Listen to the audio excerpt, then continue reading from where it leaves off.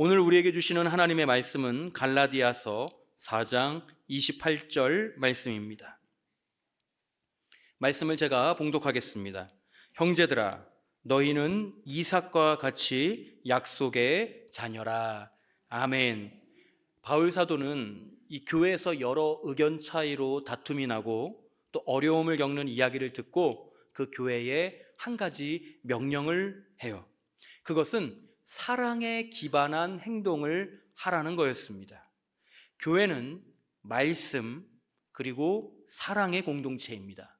교회는 말씀 위에서 행해지는 사랑의 공동체예요. 하나님께서 태초에 말씀을 주셨습니다. 그리고 말씀을 주시면서 말씀이 가져오는 생명을 주셨어요.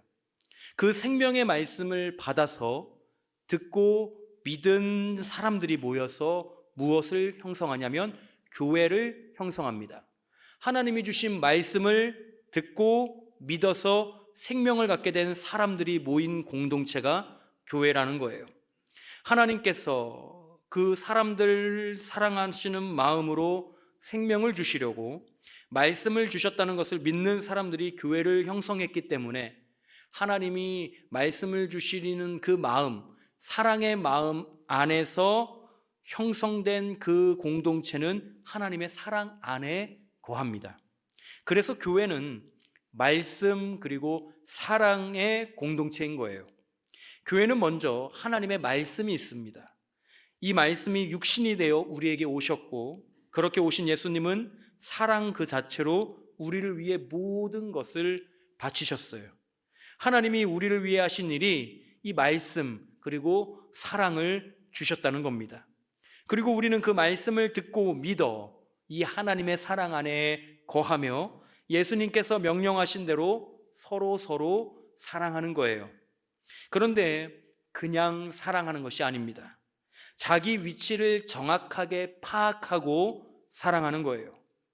교회의 주인, 즉 주님은 오직 예수 그리스도 한 분뿐입니다.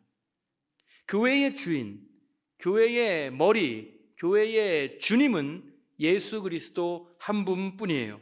그렇기에 교회 안에서 주인 노릇할 수 있는 사람 한 명도 없습니다. 사람 중에는 주인 노릇할 수 있는 사람이 한 명도 없어요. 아무도 없습니다. 사람이 교회에서 주인 노릇하는 것은 불가능합니다. 목회자도 교회의 주인이 아니에요. 장로님들을 비롯한 직분자들도 교회의 주인이 아니에요. 사람은 교회의 주인이 될 수가 없습니다. 우리 모두는 예수님이 머리가 되시는 교회의 한 지체일 뿐이고 교회와 복음을 지켜야 하는 청지기일 뿐입니다. 그렇게 우리는 모두 주인 되시고 교회의 주님 되시는 예수님 안에서 사명을 감당하는 무엇이냐? 종입니다. 종이에요. 바울은 이러한 분명한 진리를 깨닫고 교회 안에서 서로 어떻게 사랑해야 하는지를 말씀합니다. 갈라디아서 5장 13절이에요. 형제들아, 너희가 자유를 위하여 부르심을 입었으나 그러나 그 자유로 육체의 기회를 삼지 말고 주인 노릇하지 말라는 거예요. 교회 안에서 너희는 사람이기 때문에 머리 되시는 예수 그리스도께서 계신 그 교회에서 주인 노릇하지 말고 오직 사랑으로 서로 종노릇하라 라고 말씀합니다. 종노릇하라. 오직 사랑으로 서로 종노릇하는 공동체가 교회라고 합니다. 종은요, 어떤 존재냐면 자존심 세우는 존재가 아니죠. 오직 주인의 말씀과 뜻대로만 움직이는 존재가 종입니다. 바울 사도는 교회가 이러한 서로 종노릇하는 공동체라는 것을 말씀해요. 그리고 이렇게 서로 종노릇하며 사랑하는 공동체로 교회가 생명력 있게 살아있을 때 예수님을 제대로 믿고 제대로 사랑하는 공동체가 될 수 있음을 말하고 있는 겁니다. 하나님도 기뻐하는 공동체, 사람에게도 인정받고 칭찬받는 공동체가 그때서야 가능하다는 것이죠. 이것에 대하여 바울 사도가 로마서에서 이렇게 말씀을 합니다. 로마서 14장 18절입니다. 이로써 그리스도를 섬기는 자는, 즉 여기서 그리스도를 섬긴다는 것은 예수 그리스도를 교회의 주인으로 삼고 주인 노릇하지 않고 종으로 사랑으로 서로를 섬기는 자는 이라고 하는 뜻이에요. 하나님을 기쁘시게 하며 사람에게도 칭찬을 받느니라 라고 말씀합니다. 교회에서 주인 노릇하는 자는 그리스도를 섬기는 자가 아니에요. 그리스도를 섬기는 자는 오직 사랑으로 서로 종 노릇하는 자를 말합니다. 그렇게 종 노릇할 때 교회가 하나님께 기쁨이 되고 사람들에게 인정받고 칭찬받는다고 말하는 겁니다. 교회는 건물을 말하지 않습니다. 교회는 건물이 아니에요. 예수님을 주인으로 삼고 예수님을 사랑하며 예수님의 말씀을 기억하며 그 말씀의 뜻대로 살려고 작정한 자들이 모여서 형성된 그곳이 교회예요. 그렇게 모인 사람들이 서로 종노릇하며 사랑하는 공동체가 교회라는 겁니다. 하나님의 말씀이 사랑으로 나타나는 공동체가 교회예요. 말씀은 잘 배웠습니다. 말씀도 잘 깨달았어요. 그런데 이것이 사랑으로 나타나지 않는다면 그 말씀은 죽은 말씀이에요. 야고보 사도가 그래서 행위 없는 믿음은 죽은 믿음이다라고 말을 했잖아요. 말씀을 정말로 깨달은 자는 그렇기에 실제적으로 서로 사랑으로 종 노릇하는 겁니다. 주인 노릇하지 않아요. 목을 뻣뻣하게 세우고 교만하지 않습니다. 철저하게 낮추고 겸손해져서 사랑하는 자로, 섬기는 자로 이 교회를 만들어가는 거예요. 이러한 교회에 대한 해석을 가지고 가정에 대한 해석을 동일하게 할 수 있습니다.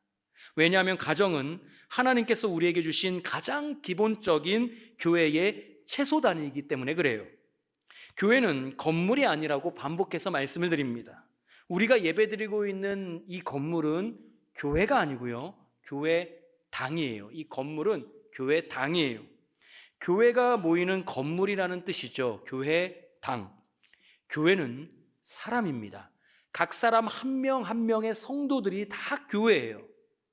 하나님의 말씀을 듣고 믿고 말씀이 육신이 되어 이 땅에 오신 하나님의 아들 예수님을 믿고 영접한 사람들이 모인 공동체가 교회예요. 이 교회의 최소 단위가 가정입니다. 하나님이 아담에게 하와를 주셨어요. 혼자가 아닌 둘로서 가정이 형성이 됩니다. 하나님의 자녀가 둘이 된 거예요. 이 집합체를 무엇이라고 하느냐? 가정이라고 하는 겁니다. 하나님을 믿는 믿음의 집합체, 예수님을 믿는 믿음의 집합체, 성령을 모시고 사는 사람들의 집합체의 최소 단위가 가정이에요. 그렇게 우리는 매일 교회에 있습니다. 매일 교회에 있어요. 교회당에 오는 것은 일주일에 몇 번이지만 교회에는 매일 있는 거예요. 하나님의 자녀들이 모인 곳의 최소 단위가 가정이기에 우리의 가정이요 교회예요. 교회인 겁니다. 바울 사도의 말씀에 따르면 교회는 오직 서로 사랑으로 종노릇하는 공동체입니다. 그렇기에 이 말씀이 교회의 최소 단위인 가정에도 그대로 적용이 됩니다. 가정에서도 마찬가지로 가족들끼리 서로 사랑으로 서로 종노릇할 때 가정이 복되고 안전한 거예요. 가정에서 서로에게 종노릇하며 서로 사랑으로 섬길 때 예수님을 섬기는 것이 되고 그것을 하나님이 기뻐하시고 사람들에게도 인정받고 칭찬을 받는다는 겁니다. 그렇다면 교회의 최소 단위인 가정에서 어떻게 사랑으로 서로 종노릇할 수 있을까요? 가정은 크게 두 부류로 구분할 수 있습니다. 부모 그리고 자녀. 그렇게 오늘은 부모로서 그리고 자녀로서 어떻게 이 가정 안에서 서로 종노릇할 때 그리스도 안에서 복된 교회의 복을 누릴 수 있는지 말씀을 나누겠습니다. 가장 먼저 자녀는 부모에게 순종할 때 복됩니다. 자녀는 부모에게 순종할 때 복돼요.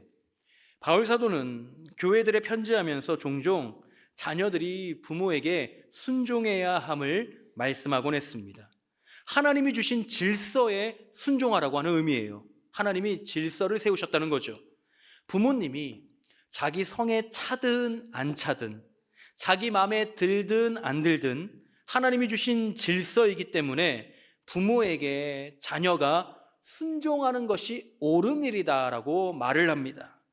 에베소서 5장 8절 이렇게 말씀합니다. 자녀들아, 주 안에서 너희 부모에게 순종하라. 이것이 옳으니라. 골로새서 3장 20절 말씀에서는 이렇게 말합니다. 자녀들아, 모든 일에 부모에게 순종하라. 이는 주 안에서 기쁘게 하는 것이니라. 그런데 바울 사도가요, 에베소서 5장 8절 말씀이든 골로새서 3장 20절 말씀이든 부모에게 순종하라고 하면서 무조건 순종하라고 하는 말이 아닙니다. 철저하게 어떤 말을 붙여요. 그 말이 무엇이냐? 주 안에서라는 말이에요. 주 안에서라는 말과 연결을 시키며 가정이 교회라는 것을 말씀하는 거예요. 그러면서 교회의 머리 되시는 예수님 안에서 하나님께서 태초부터 세우신 질서에 순종해야 함을 말씀하고 있습니다. 그리고 무작정적인 부모에 대한 순종이 아니라 주 안에서 하나님이 기뻐하시는 순종을 해야 함을 말씀하고 있는 겁니다. 어느 날 아브라함에게 하나님이 찾아오셨어요. 그리고 아브라함에게 말씀하십니다.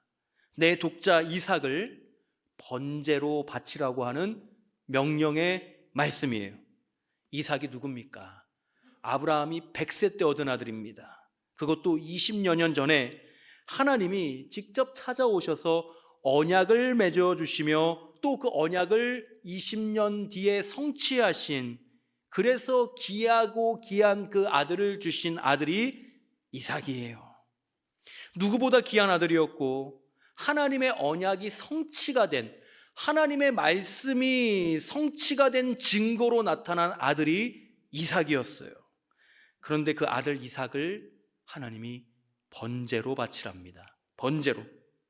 번제는 몸에 각을 내서 내장을 다 꺼내 불로 사르는 제사법입니다. 먼저 목을 따서 목숨을 끊어지게 한 다음에 이 각을 뜨라고 해요. 조각조각 내라는 겁니다. 한마디로 토막 내라는 거예요. 그리고 속에 있는 모든 내장들을 따로 꺼내서 불로 태우고, 그리고 빈 껍데기인 이 시체를 불로 태워서 연기를 올려보내는 게 번제예요. 한마디로 사랑하는 아들 이삭을 죽이고 그 시체를 일일이 다 쪼개서 내장까지 직접 손으로 다 꺼낸 후에 불로 태우라는 하나님의 명령이었습니다. 아브라함이 이 명령을 받았을 때 심정이 어떠했겠습니까? 그런데 아브라함은 이 말도 안 되는 어렵고 무모한 하나님의 명령을 받아들이고 즉각 순종합니다. 창세기 22장 9절과 10절 이렇게 기록합니다. 하나님이 그에게 일러주신 곳에 이른지라. 이에 아브라함이 그곳에 제단을 쌓고 나무를 버려놓고 그의 아들 이삭을 결박하여 제단 나무 위에 놓고 손을 내밀어 칼을 잡고 그 아들을 잡으려 하니, 하나님이 일러주신 곳, 즉 말씀하신 곳에 아브라함이 갑니다. 모리아산이었어요. 아브라함은 절대 자기 마음대로 움직이던 사람이 아니었습니다. 갈대아 우를 떠났을 때, 갈 바를 알지 못했을 때 하나님이 가라고 하신 그곳, 하나님이 인도하시는 그곳을 철저하게 따라서 갔던 사람이 아브라함이에요. 모리아산도 마찬가지고 지금 이삭에게 하려고 하는 일도 마찬가지입니다. 자기 마음대로 한 일이 없어요. 철저하게 하나님의 말씀대로만 움직입니다. 그렇게 순종에 순종을 거듭한 아브라함은 끝끝내 아들 이삭을 결박해요. 그리고 제단나무 위에 놓고 칼을 꺼내 먼저 숨통을 끊으려고 합니다. 물론 이 이야기의 결말을 우리는 잘 알고 있죠. 하나님이 그 순간 아브라함을 멈추게 하시죠. 그리고 아브라함의 믿음을 인정하십니다. 아브라함이 하나님을 주인으로 철저하게 모셨습니다. 그래서 주인의 말씀이라면 무조건 순종했어요. 하나님이 본인에게 주신 그 질서를 철저하게 인정하고 지켰습니다. 하나님이 내 주인이십니다. 하나님이 내 참 부모이십니다. 그래서 주인의 말씀 참 부모 되시는 하나님의 말씀에 이 아브라함이 순종했어요. 자신의 주인 되시는 하나님께 아브라함 본인은 자녀라고 하는 분명한 정체성을 가지고 참 부모이신 하나님께 철저하게 순종합니다. 아버지 되시는 하나님의 말씀이 이해가 되지 않는데 순종해요. 철저하게 하나님이 주신 부모와 자녀의 질서에 이 아브라함이 순종해요. 아브라함의 순종은 하나님을 자신의 주로 확실하게 믿는 믿음이 표출된 행위였으며 하나님이 주신 질서를 확실하게 인정하는 믿음의 행위였습니다. 하나님은 그러한 아브라함의 믿음과 순종을 보시고 기뻐하셨습니다. 그리고 그의 아들 이삭도 마찬가지예요. 당시 아브라함이 이삭을 번제로 바치려고 할 때 이삭의 나이는 약 17세 정도로 봅니다. 우리나라로 따지면 고등학교 1학년이나 2학년 정도의 나이예요. 즉 100세가 넘은 아버지 아브라함보다 힘이 강하면 강했지 약한 존재가 아니었습니다. 그런데 이삭이 아버지 아브라함의 말도 안 되는 행동에 묵묵히 따라요. 자기를 죽이려고 하는데도 불구하고 이삭이 결박된 채로 가만히 있어요. 제단 위에 누워 있어요. 마치 도살당하는 어린 양처럼 말입니다. 아브라함도 그렇고 이삭도 그렇고 모두 아버지에게 순종해요. 아브라함은 참 부모 되시는 하나님께 순종하고 이삭은 육신의 아버지이신 아브라함에게 순종합니다. 이러한 순종이 가능했던 이유에 대해 히브리서 기자가 이렇게 설명합니다. 히브리서 11장 19절입니다. 그가 하나님이 능히 이삭을 죽은 자 가운데서 다시 살리실 줄로 생각한지라 비유컨대 그를 죽은 자 가운데서 도로 받은 것이니라 라고 설명을 합니다. 왜 아브라함이 번제단에 아들 이삭을 그 명령에 순종해서 올리고 드리려고 했는지, 왜 17세 된 장성한 이삭이 아버지 아브라함의 그 말도 안 되는 일에 동참했는지 히브리서 기자가 설명하는 거예요. 믿음이 있었다는 거예요. 믿음이 있었어요. 아브라함도 이삭도 믿음이 있었습니다. 하나님은 언약을 맺으시고 성취하시는 분이시기에 그 언약대로 반드시 이삭을 바치더라도, 번제로 드리더라도, 조각조각 내더라도, 내장을 다 꺼내어 태울지라도 다시 살리실 것이라는 믿음이 아브라함에게도 이삭에게도 있었던 거예요. 이러한 믿음이 왜 생겼을까? 그동안 아브라함과 아들 이삭이 서로 대화를 계속 나눴던 겁니다. 어렸을 때부터 아버지 아브라함과 아들 이삭이 계속적으로 나누었던 대화를 통해 굳게 쌓인 믿음이 바로 이 부활의 믿음이었어요. 아브라함은 이삭에게 17년이라는 시간 동안 계속해서 말을 했습니다. 하나님이 자신에게 찾아와 말씀하셨던 것들, 갈 바를 알지 못했지만 하나님이 인도하셨던 것들, 하나님이 아들을 주실 것이라고 약속을 맺어주셨던 것들, 그리고 100세가 넘어서야 아들을 주셨는데 그 아들이 바로 너 이삭이야 라고 하는 이러한 이야기들을 이삭과 아브라함이 계속적으로 17년이 넘도록 했다는 겁니다. 그리고 아브라함이 이삭에게 이런 말을 해요. 너를 통해 이 믿음이 이어지고 하나님의 민족이 너를 통해 세워질 거야. 내 말이 아니야. 하나님이 나에게 맺어주신 약속이야 라고 하는 이 믿음의 이야기들을, 이 신앙의 이야기들을, 이 하나님에 대한 영적인 이야기들을 아들 이삭에게 계속해서 이야기해 줬다는 겁니다. 그러다 보니 말을 해주는 아브라함도 그렇고 그 말을 듣는 이삭도 그렇고 믿음이 쌓인 거예요. 차곡차곡 믿음이 쌓입니다. 그래서 그렇게 굳게 쌓인 하나님을 향한 믿음은 이 결정적인 상황에서 아브라함을 아버지 되시는 하나님께 순종하게 했고 이삭은 아버지 아브라함에게 순종하게 만들었습니다.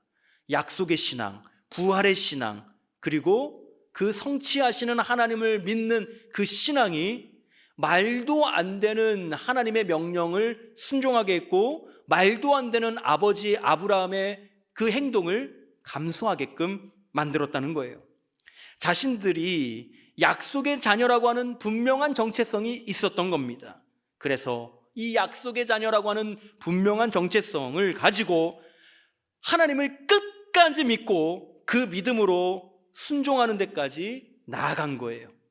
사무엘이 어떻게 태어났느냐? 약속으로 태어났습니다.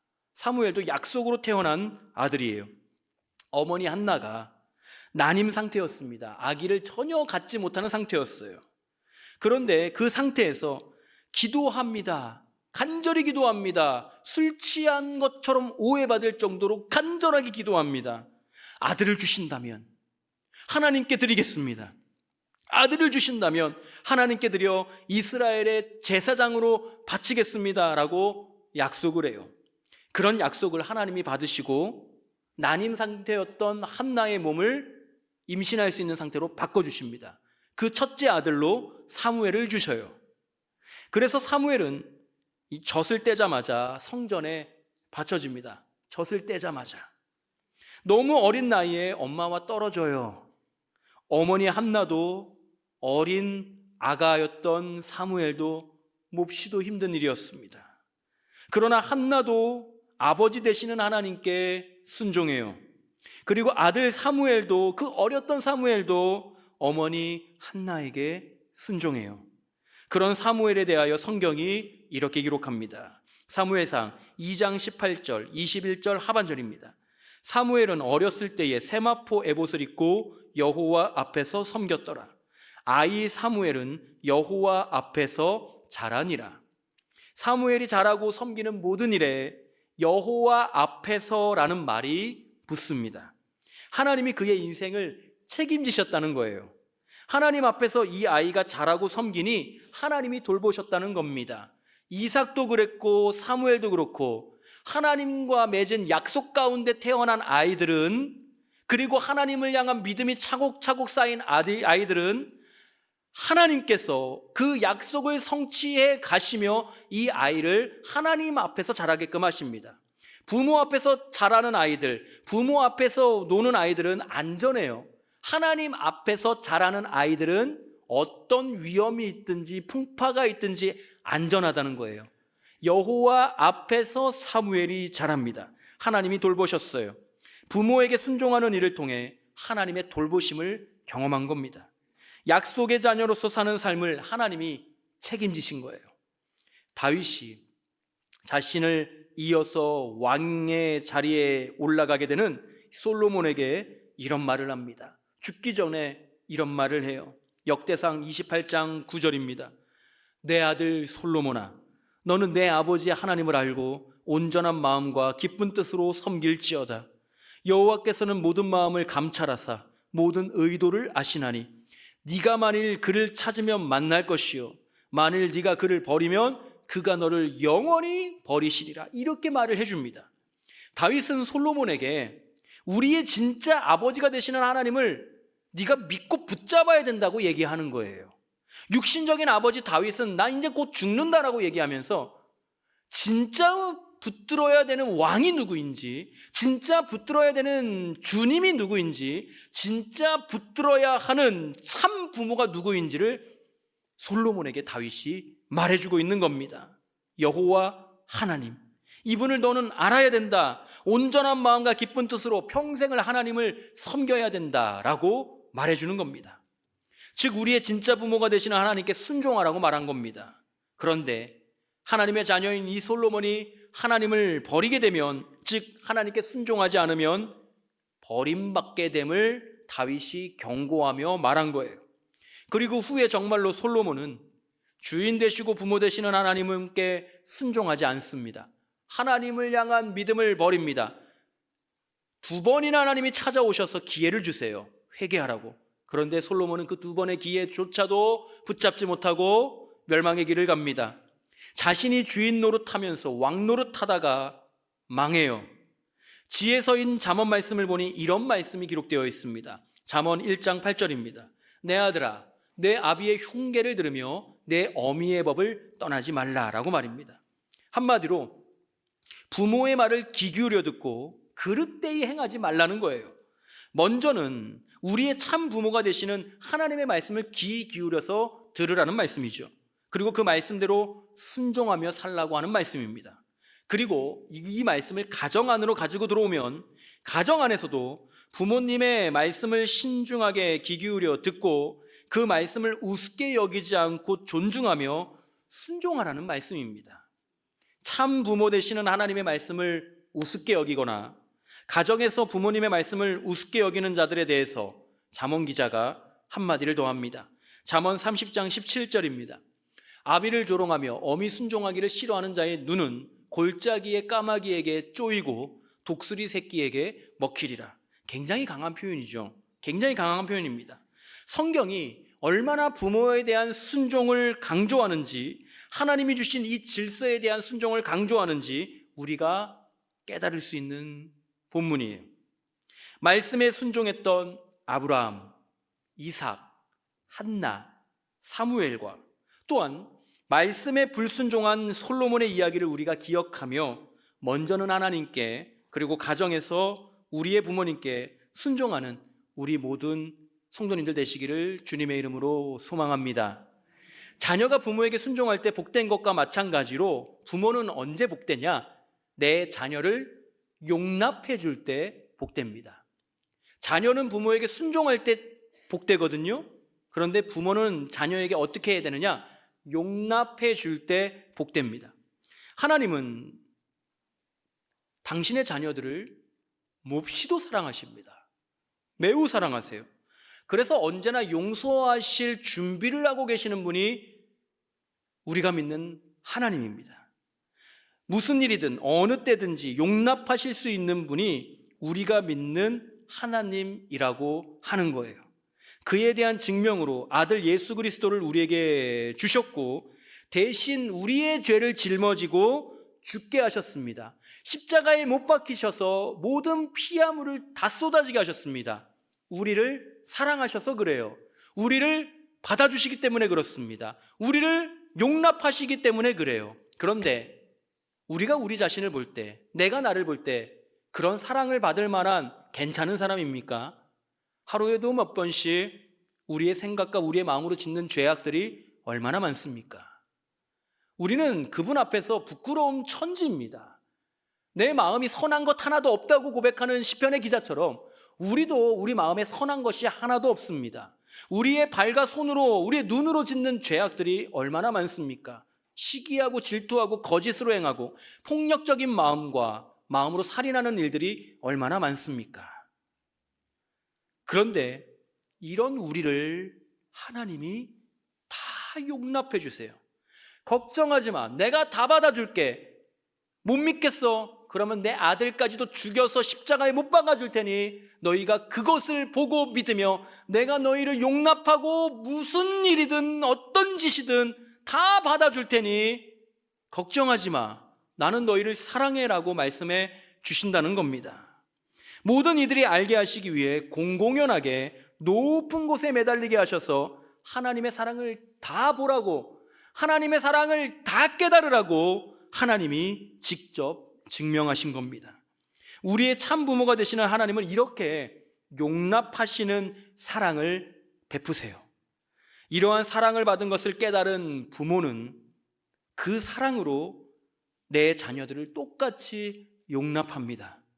나도 용납받은 사람이라는 것을 깨달았기 때문에 자녀들을 용납하는 거예요. 이러한 무조건적인 사랑, 용납하는 사랑에 대하여 바울 사도가 이렇게 말을 합니다. 에베소서 6장 4절입니다. 또 아비들아, 너희 자녀를 노엽게 하지 말고 오직 주의 교훈과 훈계로 양육하라. 여기서 성경이 말하는 양육법이 나와요. 자녀들을 어떻게 길러야 되는지가 나와요. 오직 주의 교훈과 훈계로 양육하라. 오직이라는 말이 붙었습니다. 이거면 충분하다는 뜻이에요. 주의 교훈과 훈계로 양육하라 라고 말을 하고 있는 겁니다. 하나님이 주신 질서에 대하여 자녀는 부모에게 순종하는 거라고 말씀드렸습니다.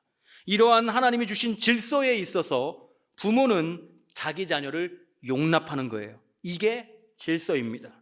바울 사도는 부모로서 자녀를 노엽게 하지 말라고 합니다.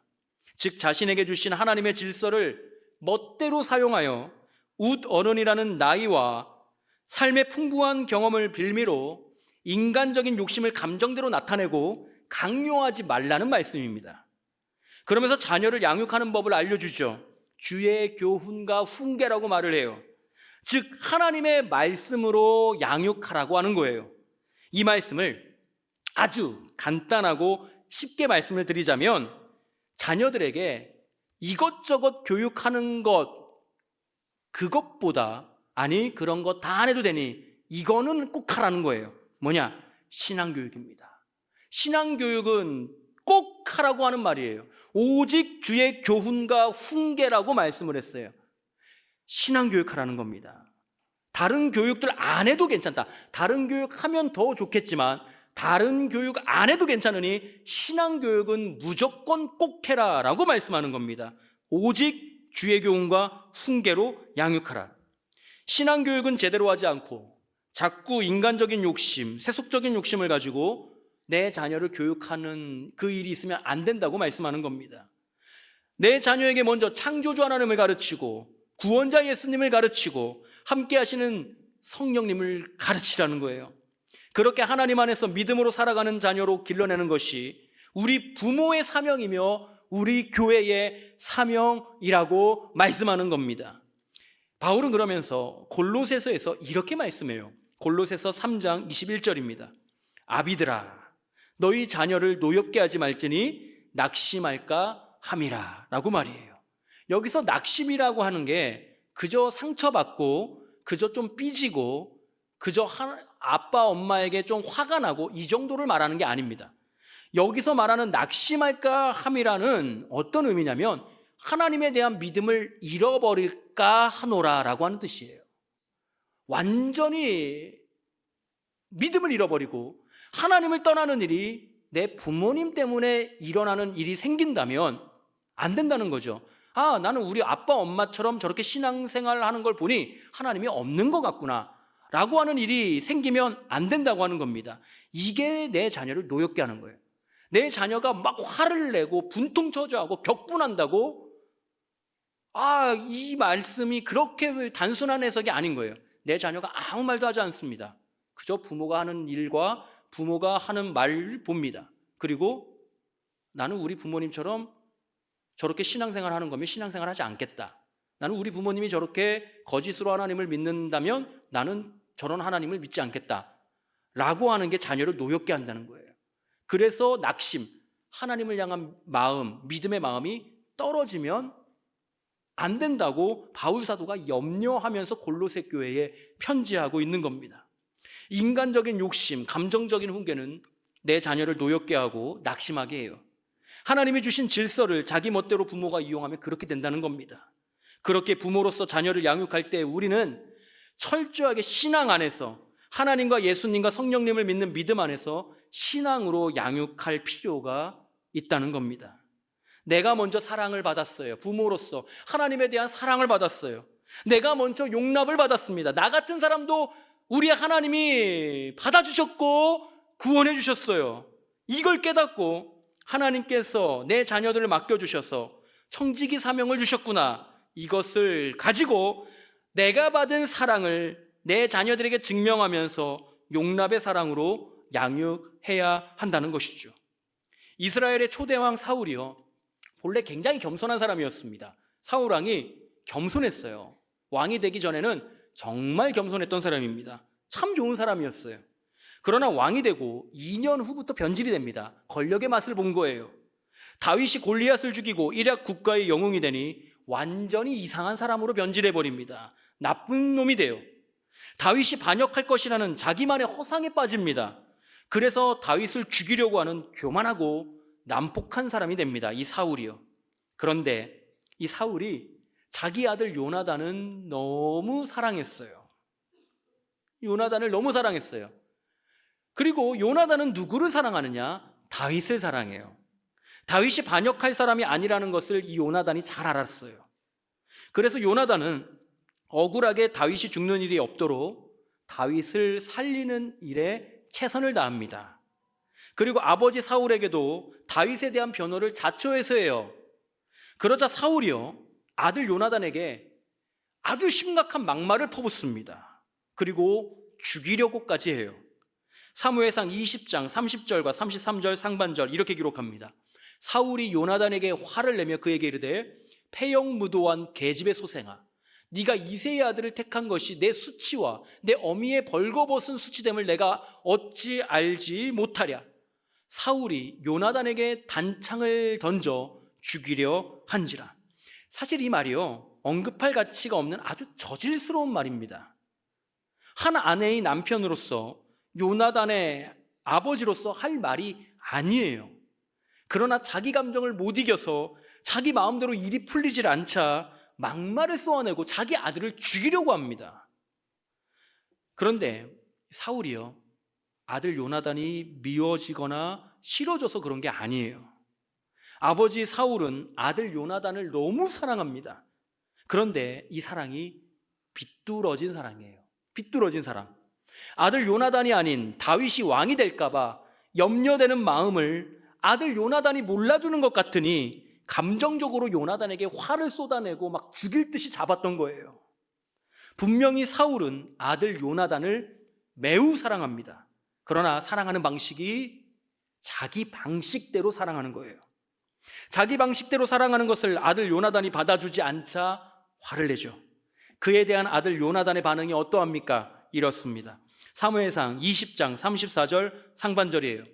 요나단이 심히 노하여 식탁에서 떠나고, 요나단이 아버지 사울에게 노했어요. 낙심한 겁니다. 하나님이 주신 질서를 자기 멋대로 사용한 아버지에게 아들이 낙심해요. 누가복음 15장 말씀을 보시면 예수님께서 하신 탕자의 비유가 기록되어 있습니다. 여기서 비유예요. 있을 수 없는 이야기이기 때문에 예수님이 실제 이야기를 들어서 설명하지 않고 비유를 듭니다. 즉 만들어내셔서 이야기를 전해주세요. 왜 이게 실제로 일어날 수 없는 이야기냐면, 아버지가 멀쩡히 살아있는데 둘째 아들이 유산을 받아 패가망신하고 거짓골이 되어서 아버지에게 돌아오는 이야기거든요. 아들의 자격은 일찍이 포기했습니다. 종으로라도 삼아달라고 부탁하기 위해 말도 안 되는 몰골을 하고 둘째 아들이 아버지에게 돌아와요. 이제부터 정말 말도 안 됩니다. 사실 아버지 입장으로는 화가 나고 호적에서 파버리고 싶은 심정이었을 거 아닙니까? 아버지가 살아있는데 유산을 달라고 한 것 자체가 폐륜이에요. 폐륜. 아버지를 죽은 사람 취급했다는 겁니다. 이걸 용납하는 아버지는 세상에 없어요. 그래서 예수님이 실제적인 이야기를 가지고 하신 것이 아니라 만들어내신 비유로 전하신 거예요. 이런 이야기는 없어요. 이걸 용납하는 아버지는 없습니다. 그런데 예수님이 말씀하신 이 비유의 이야기에서 그 아버지가요, 용납해요. 누가복음 15장 20절과 24절입니다. 이에 일어나서 아버지께로 돌아가니라. 아직도 거리가 먼데 아버지가 그를 보고 치근히 여겨 달려가 목을 안고 입을 맞추니 이내 아들은 죽었다가 다시 살아났으며 내가 잃었다가 다시 얻었노라 하니 그들이 즐거워하더라. 있을 수 없는 이야기가 일어난 겁니다. 아버지는 아들을 치근히 여겨요. 불쌍히 여깁니다. 거짓골이 되어서 돌아와요. 냄새가 풀풀 납니다, 몸에서. 그런데 그 몸을 안아요. 목에 입을 맞춥니다. 하나님의 사랑이 그렇게 용납하는 사랑이라는 것을 깨달았기 때문에 자기 잘못을 깨닫고 돌아오는 아들을 품어요. 용납해요. 몰골이 말이 아니어도 상관없어요. 냄새가 나도 상관없어요. 더러워도 상관없어요. 반신불구가 돼도 상관없어요. 이 아버지는, 이 하나님은 다 용납해요. 왜냐?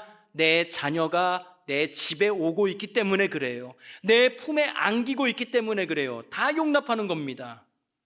이 모습을 본 첫째 아들이 분통 터져합니다. 아버지의 용납하는 사랑을 이해하지를 못해요. 이 첫째 아들이 꼭 우리와 같죠. 자녀를 키우는 우리와도 같습니다. 마음에 안 드는 거예요. 어떻게 이렇게 행동하냐? 어떻게 부모된 나에게 이런 말을 하냐? 라고 할 수도 있어요. 첫째 아들 같습니다. 용납하는 사랑을 이해하지 못해요. 그래서 아버지의 그 용납하시는 사랑에 대해서 대놓고 따지죠. 그러자 아버지는 그 첫째 아들의 따지는 것까지 다 용납합니다. 누가복음 15장 31절 이렇게 기록합니다. 아버지가 이르되, 첫째 아들을 말해요. 따지고 있는 그 아들을 말합니다. 너는 항상 나와 함께 있으니 내 것이다 네 것이로되 라고 위로합니다. 예수님이 말씀하신 아버지는 하나님을 뜻하죠. 이 하나님의 사랑, 용납하시는 사랑을 깨달은 사람은 자기가 용납받았다는 것을 알고 자기도 용납하는 부모의 사랑을 자녀에게 행할 수 있는 겁니다. 교회는 말씀으로 형성된 사랑의 공동체입니다. 사랑은 종노릇하는 것으로 나타납니다. 어떻게 종노릇할 수 있습니까? 우리가 오늘 들은 말씀처럼 순종하는 것으로, 용납하는 것으로 사랑이 표시이 됩니다. 교회의 채소단인 가정에서도 똑같아요.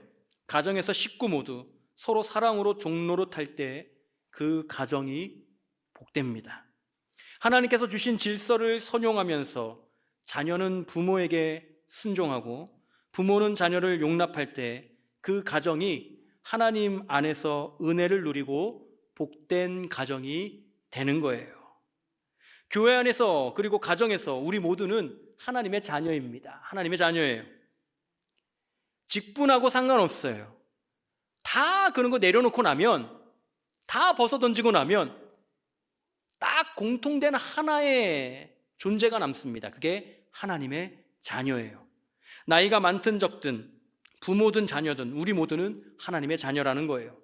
바울 사도는 이 진리를 이렇게 말씀합니다. 갈라디아서 4장 28절입니다. 형제들아, 즉 거듭난 사람들아, 그리스도 예수의 사람들아, 너희는 이삭과 같이 약속의 자녀라 라고 말입니다.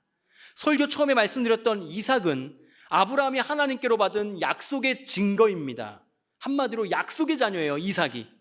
이 정체성이 분명히 있었기에 아브라함도 이삭도 이 모리아 산에서 하나님의 말씀에 철저하게 순종할 수 있었던 겁니다. 믿음의 길을 걸어갈 수 있었던 거예요. 잠시 이해할 수 없는 상황이 생겨도 그 하나님의 믿음의 길에서 벗어나지 않을 수 있었던 겁니다. 아브라함도 이삭도 스스로 약속의 자녀라는 것을 알고 깨닫고 믿었기 때문에 그래요. 성경이 오늘 우리에게 뭐라고 말씀하느냐? 형제들아, 너희는 이삭과 같이 약속의 자녀라 라고 말을 합니다. 아브라함만 약속의 자녀가 아니에요. 이삭만 약속의 자녀가 아니에요. 우리가 약속의 자녀예요. 거듭난 우리가 약속의 자녀예요. 이 엄청난 하늘의 복을 받았습니다. 그리스도의 신비를 깨달았어요. 하나님의 말씀이 성취된 것을 믿는 존재, 그리고 성취가 다 될 그것을 믿는 존재가 하나님의 자녀예요. 하나님의 성취가 되었고 또 성취가 될 언약의 말씀 안에 사는 자녀가, 말씀 안에 사는 자녀가 바로 우리 그리스도 예수의 사람들이라고 하는 겁니다. 교회에서도 가정에서도 우리는 똑같은 하나님의 자녀예요. 집에서 아빠로, 엄마로, 할아버지로, 할머니로 있던, 아니면 자녀로 있던, 손주로 있던 모두가 똑같은 하나님의 자녀, 약속의 자녀라는 겁니다. 이것을 잊지 않도록 지금도 일하시는 분이 계셔요. 그분이 바로 우리 안에 계신 성령 하나님입니다. 로마서 8장 16절 이렇게 말합니다. 성령이 친히 우리의 영과 더불어 우리의 영을 막 움직이시고 깨우치게끔 하신다는 거예요. 우리가 하나님의 자녀인 것을 증언하시나니, 끊임없이 성령 하나님이 우리 안에서 말씀합니다. 너는 내 거야, 너는 내 거야, 너는 내 거야, 약속의 자녀야, 하나님의 자녀야. 끊임없이 성령님이 우리에게 말씀하셔서 내 영이 살아 움직이게끔 하신다는 거예요. 말씀이 주는 이 진리를 확실하게 깨닫고 살아가는 자는 가정에서도 교회에서도 핏대 세우지 않습니다. 교회에서 서로 다투지 않아요. 시기하거나 질투하거나 정죄하지 않아요. 가정에서 부모님에게 대들지 않고요. 내 자녀들을 노엽게 하지 않습니다. 성경은 자녀들에게 이러한 신앙을 가르치라고 말해요. 우리 모두 하나님의 자녀라는 것을 말입니다.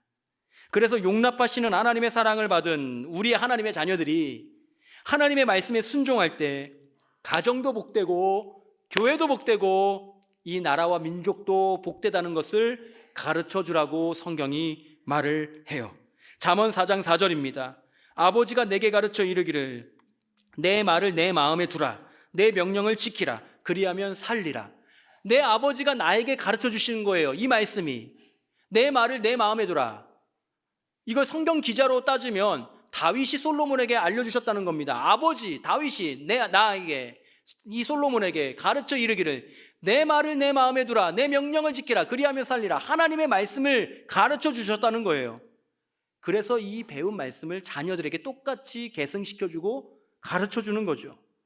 육신적인 욕심을 부린 감정적인 말로 내 자녀를 양육하는 것이 아니라 우리는 모두 하나님의 자녀라는 진리를 가르치고 신앙을 전수하는 것이 우리 약속의 자녀들이 마땅히 감당할 청지기의 사명이라고 하는 겁니다. 하나님의 말씀을 가르치고 배울 수 있게 하고 하나님의 은혜로 사는 것을 몸소 보여주며 익히게 하는 것이 우리 부모의 사명이에요. 그리고 그러한 부모님의 신앙 교육에 순종하는 것이 자녀의 도리인 거죠. 끝까지 믿음을 지킨 하나님의 자녀들은 하나님이 우리에게 말씀하시고 맺어주신 약속의 말씀들이 성취되는 것을 보게 될 겁니다. 요한계시록 21장 7절 이렇게 기록합니다. 이기는 자는 이것들을 상속으로 받으리라. 나는 그의 하나님이 되고 그는 내 아들이 되리라 라고 말이에요. 이기는 자, 믿음을 끝까지 지켜서 약속을 맺어주신 것을 끝까지 붙들어서 그 약속이 성취가 되고 이루어지는 것을 보는 자, 그 약속이 이루어지는 그 일에 참여하는 자는 상속으로 하나님의 놀라운 하늘의 복을 받게 된다고 말씀하는 겁니다. 약속의 자녀가 받게 되는 선물이 이렇게 큰 거예요. 우리는 하나님의 자녀예요. 내 자녀들도, 내 손주들도, 우리 부모님들도 다 하나님의 자녀예요.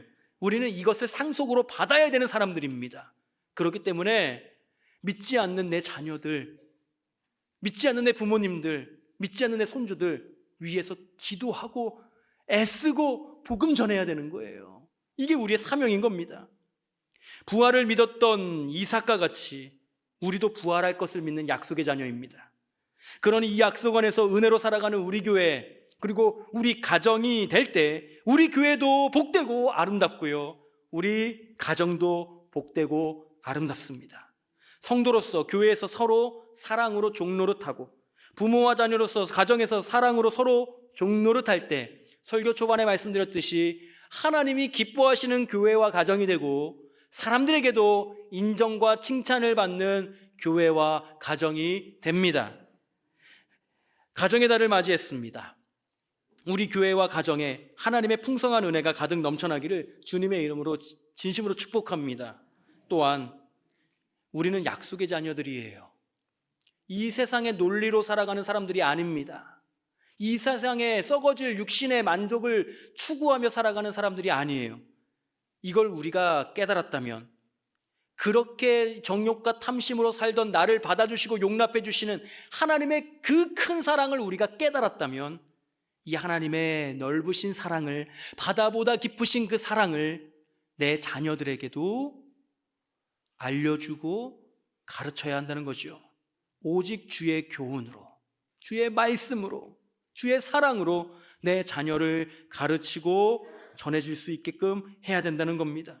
우리는 약속의 자녀들이라는 분명한 정체성을 가지고 구원과 성령 안에서 믿음으로 사는 것을 경고히 하시며, 우리 모든 성도님들과 그 가정과 또 우리 교회가 하나님이 기뻐하시는 가정과 교회, 그리고 사람들에게 칭찬과 인정을 받는 교회와 가정이 되시기를 주님의 이름으로 다시 한번 간절히 축복합니다. 기도하겠습니다. 전능하신 하나님, 우리 교회와 가정에 하나님의 풍성한 은혜가 가득 넘쳐나게 하심에 진심으로 감사드립니다. 이러한 은혜를 받은 우리 모두는 약속의 자녀들이라는 분명한 정체성을 가지고 구원과 성령 안에서 믿음으로 사는 것을 경고히 하게 하여 주옵소서. 우리의 모두 영광이 되시는 죄와 사망과 죽음과 무덤을 이기시고 다시 사신 예수 그리스도의 이름으로 기도하옵나이다. 아멘.